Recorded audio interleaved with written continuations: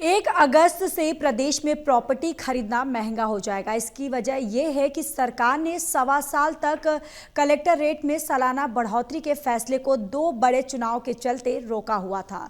अब मुख्यमंत्री ने कलेक्टर रेट बढ़ाने के प्रस्ताव को अपनी मंजूरी दे दी है। इन दरों में 10 से 20% तक बढ़ोतरी हो गई है।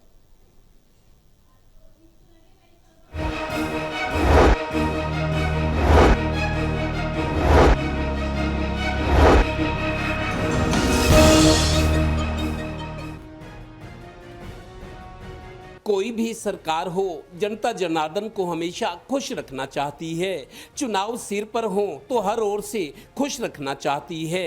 यही वजह कि हर साल 1 अप्रैल से रिवाइज होने वाले कलेक्टर रेट यानी प्रॉपर्टी की खरीद फरोख्त में स्टाम्प पेपर शुल्क की दरें बढ़ जाती हैं।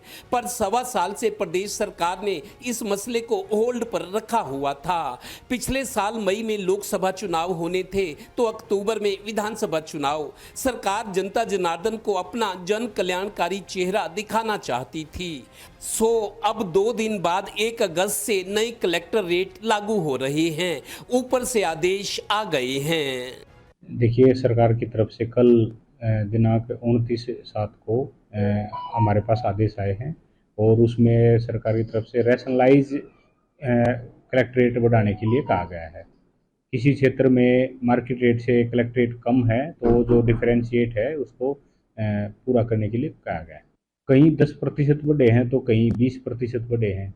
गौरतलब है कि अब प्रॉपर्टी की खरीद फरोख्त थोड़ा महंगी हो जाएगी। सरकार ने अपने चुनावी वायदे भी पूरे करने हैं। बड़ा वायदा तो 18 से 60 साल की उम्र की हर महिला को हर महीने 2100 रुपए की सहायता, जिसे लाडो लक्ष्मी योजना का नाम दिया गया है, इसे लागू करने की अब तैयारी है। इसलिए बिजली की दरें बढ़ाने के बाद कलेक्टर रेट भी बढ़ाए जा रहे हैं।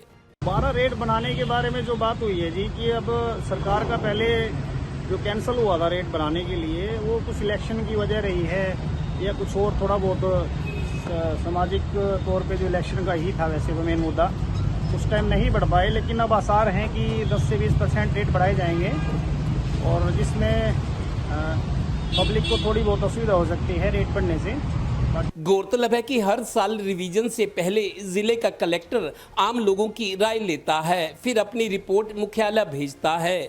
ऊपर वाले थोड़ा बहुत उसमें संशोधन या कहीं कहीं हूबहू पास कर देते हैं, यानी धीरे से दूसरा झटका भी। सहयोगी डिम्पी मल्होत्रा के साथ Devendra Kathuria, total news, Panipat bureau.